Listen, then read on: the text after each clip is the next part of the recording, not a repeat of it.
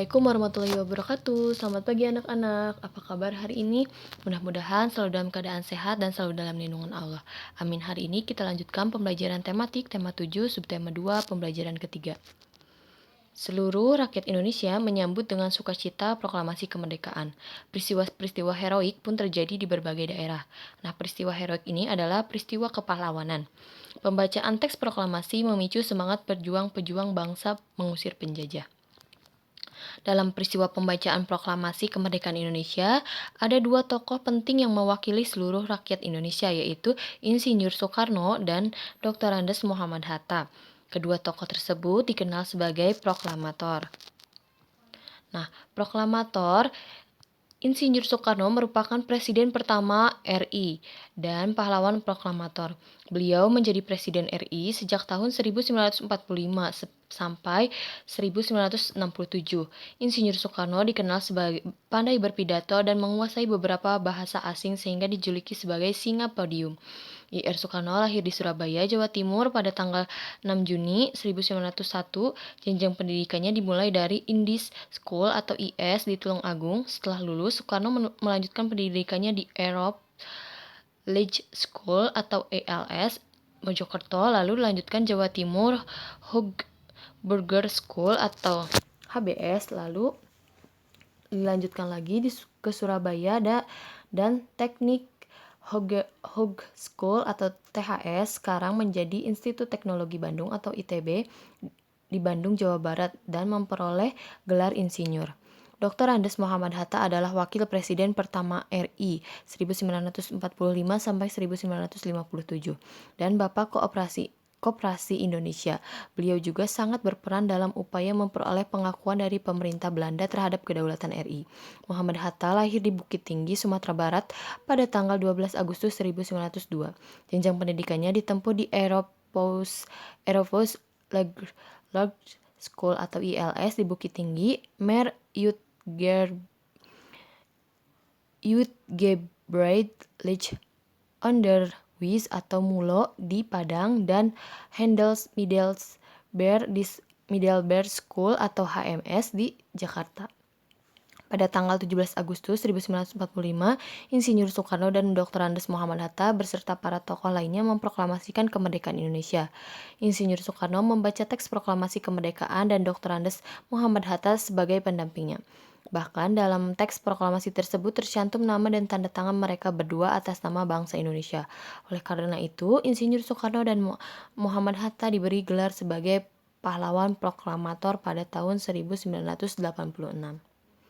Nah, kalian sudah membaca dan mendengarkan apa yang telah Ibu bacakan tentang proklamator. Kalian kerjakan halaman 99. Di sini ada Insinyur Soekarno dan ada Dr. Andes Muhammad Hatta. Kalian isi yang perlu diisi. Nah, pembacaan teks proklamasi kemerdekaan disambut dengan penuh sukacita oleh seluruh rakyat Indonesia di berbagai penjuru daerah. Peristiwa pembacaan proklamasi memberi semangat untuk melakukan perlawanan mengusir penjajah di berbagai daerah. Nah, tahukah kamu tindakan heroik mendukung proklamasi? Usaha menegakkan kedaulatan terjadi di berbagai daerah dengan tindakan heroik mendukung proklamasi kemerdekaan Indonesia. Berikut tindakan heroik mendukung proklamasi di berbagai daerah di Indonesia. Nah, ada peristiwa heroik di Yogyakarta. Perebutan kekuasaan di Yogyakarta dimulai pada tanggal 26 September 1945 sejak pukul 10 waktu Indonesia bagian Barat. Para pegawai pemerintah dan pengusaha yang dikuasai Jepang melakukan aksi mogok. Mereka menuntut agar Jepang menyerahkan semua kantor kepada pihak Indonesia. Lalu ada peristiwa heroik di Surabaya. Terjadinya insiden bendera di Hotel Yamato Tunjangan, Surabaya. Orang Belanda mengibarkan bendera merah putih biru di atap hotel. Rakyat kemudian menyerbu hotel, menurunkan dan merobek warna biru bendera itu untuk dikibarkan kembali. Insiden ini terjadi pada tanggal 19 September 1945. Lalu ada peristiwa heroik Semarang. Pada tanggal 15 Oktober 1945, pasukan Jepang melakukan serangan ke kota Semarang dan dihadapi oleh TKR dan laksana pejuang lainnya. Pertempuran berlangsung selama 5 hari. Akibat pertempuran ini, ribuan pemuda gugur dan ratusan orang Jepang tewas. Untuk memenangkan peristiwa itu, di Semarang didirikan Monumen Tugu Muda. Lalu ada peristiwa heroik Aceh pada tanggal 6 Oktober 1945, para pemuda dari tokoh masyarakat membentuk Angkatan Pemuda Indonesia atau API. Anggota API kemudian merebut dan mengambil alih kantor-kantor pemerintah. Di tempat-tempat yang telah mereka rebut, para pemuda mengibarkan bendera merah putih dan berhasil melucuti senjata tentara Jepang. Lalu ada peristiwa heroik Bali. Pada bulan Agustus 1945, pemuda Bali membentuk organisasi API, Angkatan Muda Indonesia atau AMI, dan Pemuda Republik Indonesia atau PRI. Upaya perundingan untuk menegakkan kedaulatan RI telah mereka upayakan, tetapi pihak Jepang selalu menghambat. Pada tanggal 13 Desember 1945, para pemuda merebut kekuasaan dari Jepang secara serentak, tetapi belum berhasil karena persenjataan Jepang masih kuat. Lalu ada peristiwa heroik di Sumbawa. Bentrok fisik antara pemuda dan Jepang terjadi di Gempe, Sape, dan Raba. Lalu ada peristiwa heroik di Kalimantan.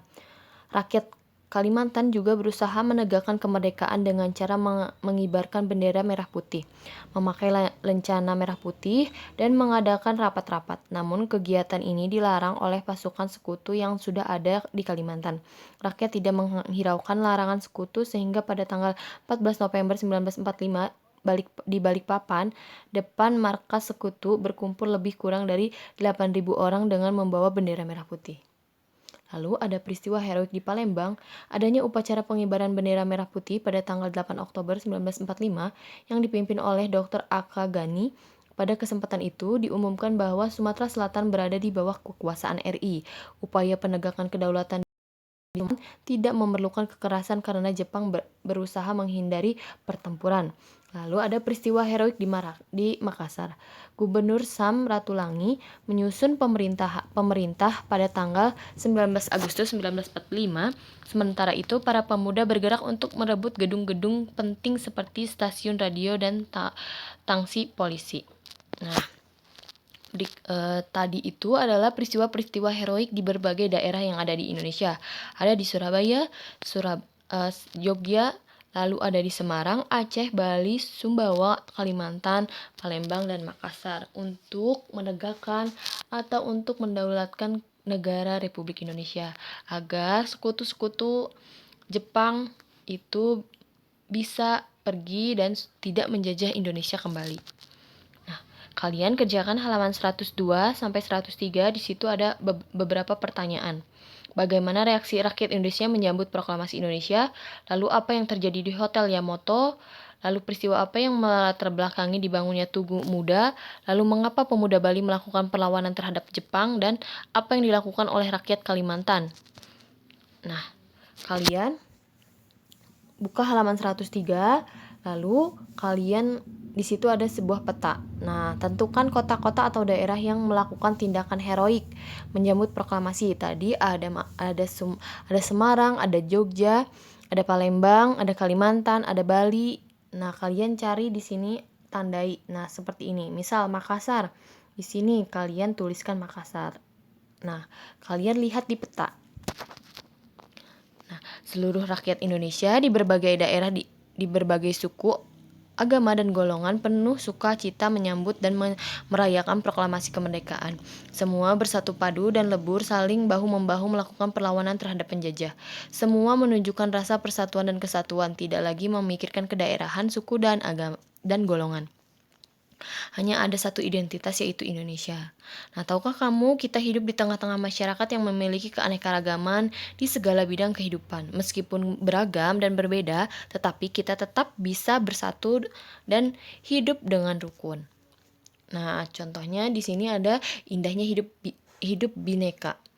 Perhatikan lambang negara kita, burung Garuda. Lihat pita yang dicengkramnya. Pada peta itu Pada pita itu tertulis kalimat Bhinneka Tunggal Ika. Kalimat tersebut diambil dari kitab Sutta Soma karangan Empu Tantular, yaitu yang memiliki arti berbeda-beda tetapi tetap satu.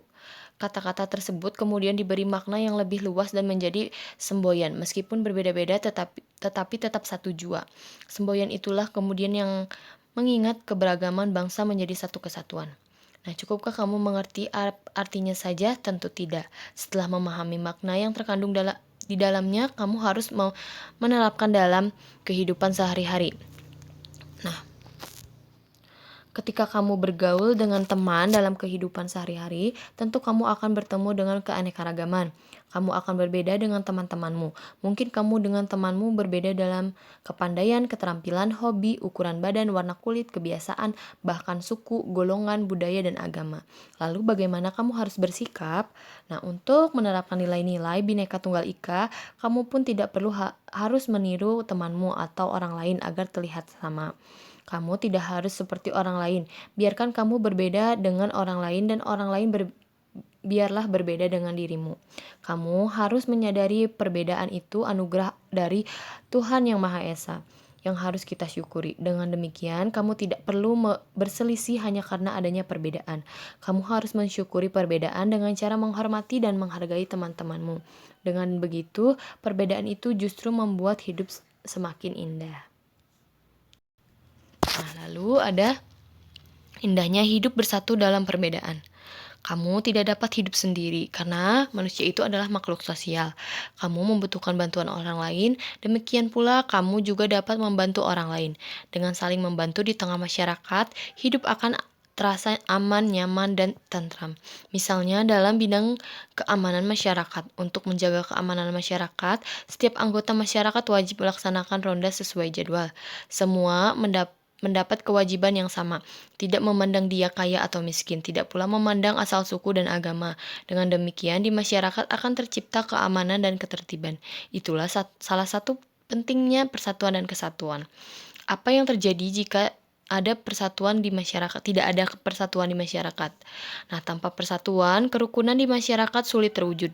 Setiap orang akan hidup mementingkan dirinya sendiri. Di antara orang akan muncul rasa saling curiga, hidup tidak akan nyaman.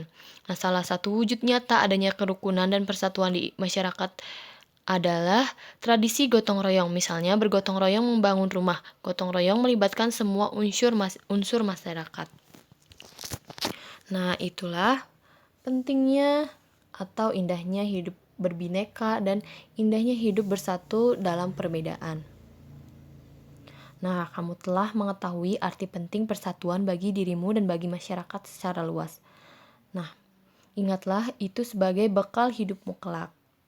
Nah, sekarang kamu juga sadar bahwa kamu juga hidup dalam keberagaman. Sebutkan bentuk-bentuk keberagaman yang ada di dalam masyarakat sekitar tempat tinggalmu. Bagaimana cara menyikapi keberagaman tersebut? Nah, kemukakanlah di kolom berikut di halaman 111. Nah, sekian pembelajaran untuk hari ini. Kurang lebihnya Ibu mohon maaf. Apabila ada yang tidak dimengerti atau dipahami, boleh langsung tanya pada Ibu. Ditutup. Wabillahi taufiq wal hidayah. Wassalamualaikum warahmatullahi wabarakatuh.